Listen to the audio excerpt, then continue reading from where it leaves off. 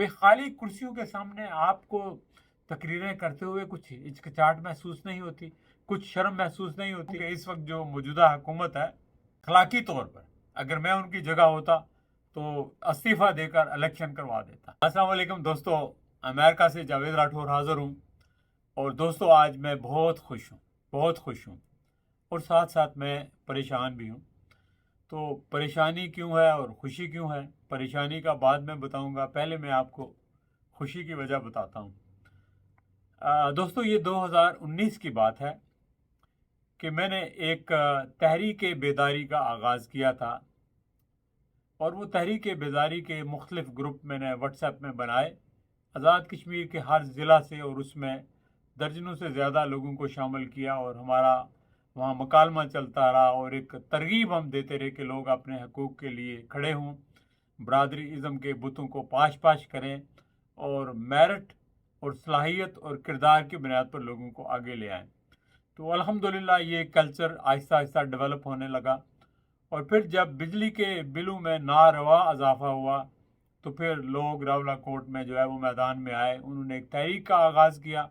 उस तहरीक में ताजर भी शामिल हो गए और फिर अवाम भी शामिल हो गए और फिर एक जॉइंट अवामी एक्शन कमेटी बन गई, जिसको इस वक्त ताजरों की कोई 32 रुकनी जो कमेटी है वो लीड कर रही है, जिसमें शौकत नवाज मीर साहब सर फहरिस्त हैं।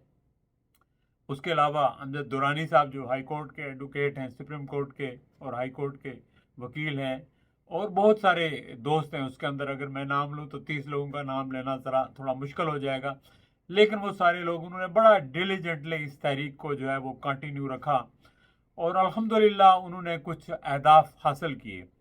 उन्होंने बिजली के बिलों को जो है वो कम करा लिया, आटे के रेट सस्ते करा लिए, उसके बाद उनकी जो इम्पॉर्टेंस है या उनकी क्रेडिबिलिटी में इजाफा हुआ।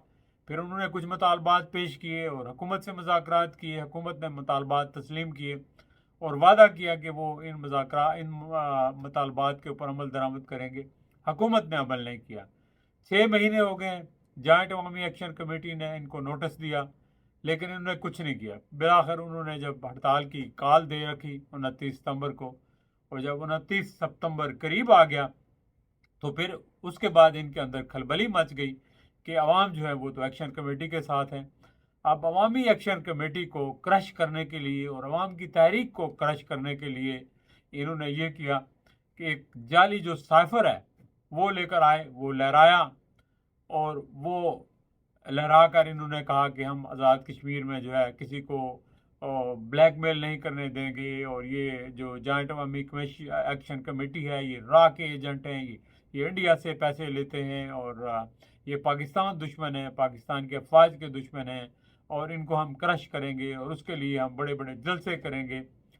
तो मैंने उसी वक्त कहा था कि ये फ़ैसला इनका जो है ख़ुदकुशी का फ़ैसला है, चूँकि जॉइंट अवामी एक्शन कमेटी बज़ाते ख़ुद कुछ नहीं है, उसके पीछे आज़ाद कश्मीर के अवाम है।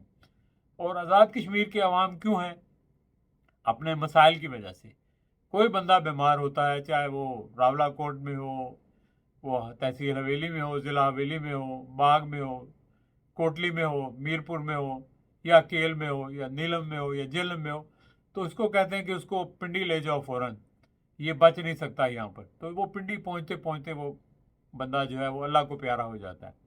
ना दवाइयाँ हैं, ना हॉस्पिटल हैं, ना स्कूल से ही काम करते हैं, ना इनकी ब्यूरोक्रेसी से ही डिलीवर करती है, करप्शन हर जगह होती है। ये खैर मसाइल सब आपको पता है कि बेतहाशा हैं। तो ये मसाइल जो है ये बजाय इसके के लिए ये लीडर एक्नॉलेज करते और आवाम के साथ खड़े होते, इन्होंने कहा कि नहीं, हम ये लहरा कर जो साइफर है ये लहरा कर हम हुकूमत के साथ खड़े होंगे। यानी वो सारे के सारे बजाय आवाम के साथ खड़े होने के, अपोजिशन हुकूमत सारे एक हो गए। और उस प्रेस कॉन्फ्रेंस में वज़ीर आज़म भी थे और 3-4 साबिक़ वज़ीर आज़म भी थे और सारे लोग थे। और जब उन्होंने अवाम को चैलेंज कर लिया, लेकिन इनको यह अंदाज़ा नहीं कि देखें इमरान खान ने एक असली साइफर लहराया था, लेकिन वो अपनी हुकूमत को नहीं बचा सके। और आप जाली साइफर लहरा कर कैसे अपनी हुकूमत को, स्टेटस को बचा सकते हैं?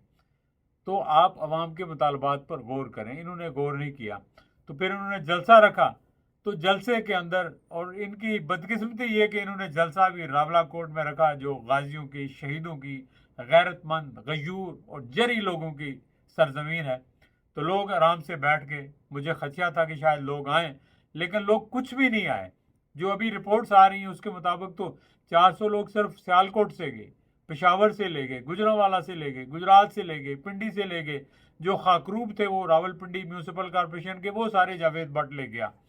تو لجا کا اس کے باوجود وہاں جو ہے 4-5 ہزار سے زیادہ لوگ نہیں تھے، اور مقامی میرا خیال ہے شاید 1000 یا 2000 لوگ بھی نہیں تھے، 5% لوگ بھی نہیں تھے۔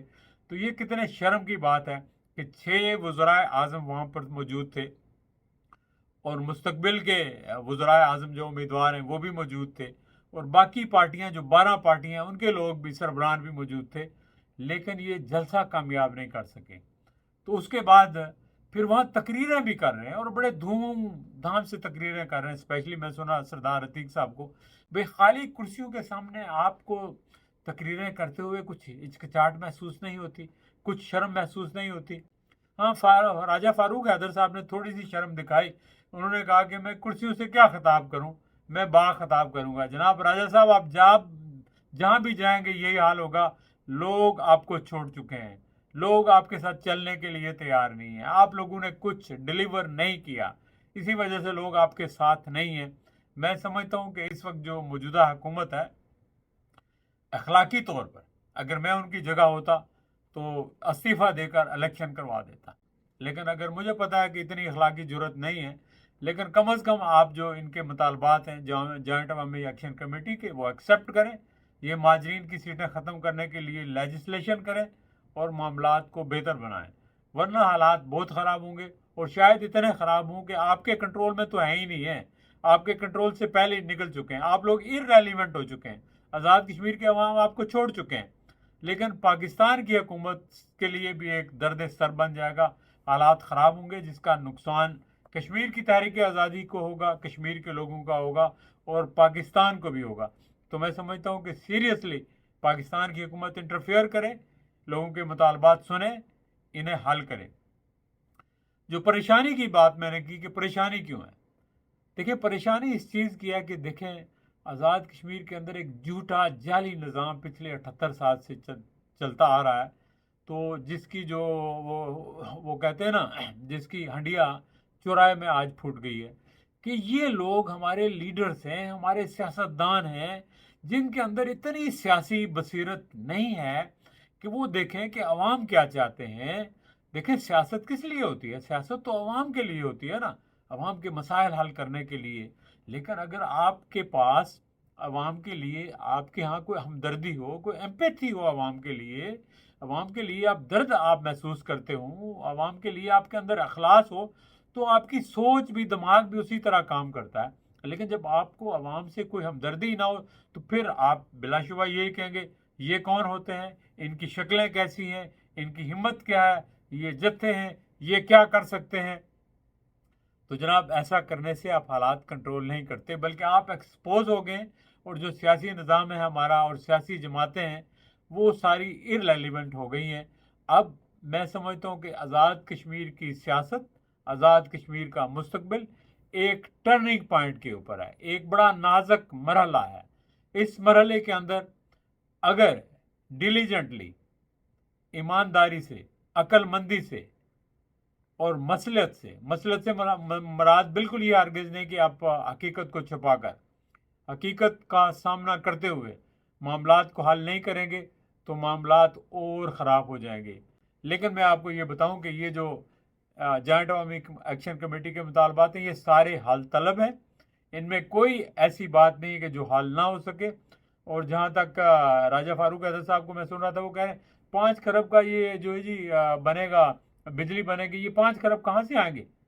راجہ صاحب آ جاتے ہیں، اگر آپ کی سوچ اور دماغ کو استعمال کریں تو دیر آر مینی ویز، بہت سے طریقے ہیں کہ آپ پیسے اکٹھے کر سکتے ہیں۔ دنیا میں جو لوگ ہیں جو اس وقت ارب پتی ہیں وہ کہاں سے بنے؟ ان کے پاس کون سے پیسے تھے؟ سونے کا چمچ لے کر پیدا نہیں ہوا امازان کا مالک، جو اس وقت دنیا کے 70 ملکوں سے زیادہ جس کی دولت ہے، اور یہی جو دوسرا زکا برگ ہے، یہ ایک بچہ تھا اسکول میں پڑھ رہا تھا، انہوں نے اپنے دماغ استعمال کیا. آپ لوگ آزاد کشمیر کے سیاستدان اگر آپ دماغ استعمال کریں تو آزاد کشمیر کے اندر اتنا پوٹینشیل ہے کہ وہ 5 سالوں کے اندر پاکستان کو پیسے لینڈ کر سکتا ہے. آزاد کشمیر میں بہت ساری چیزیں ہو سکتی ہیں، لیکن آپ اپنے دماغوں کو استعمال کریں. لیکن آپ کریں تو بات ہے نا، آپ سوچتے کچھ اور ہیں تو آپ سے توقع کیا کی جانی چاہیے. تو میں سمجھتا ہوں کہ آزاد کشمیر کے جو عوام ہیں ان کے راستے میں آزاد کشمیر کے سیاستدان اور آزاد کشمیر کی حکومت نہ آئے، وہ ان کے مطالبات سنیں اور ان کی باتوں پر فی الفور عمل درآمد کریں.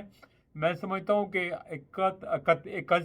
21 ستمبر کو ہونے والے جلسے نے یہ ثابت کر دیا ہے کہ 29 ستمبر کی جو ہڑتال ہے وہ 100% کامیاب ہے. تو 29 ستمبر آنے سے پہلے، اس سے پہلے کہ پورا کشمیر بند ہو جائے اور دنیا آپ کا مذاق اڑائے، آپ جو ہے ان کے مطالبات کو من و ان تسلیم کریں اور ان کے حل کے لیے جو ہے وہ منصوبہ بندی کریں. میں اسی کے ساتھ اجازت چاہتا ہوں. دوستو اپنا خیال رکھیے گا، پھر انشاءاللہ آپ سے گفتگو ہوگی. خدا حافظ.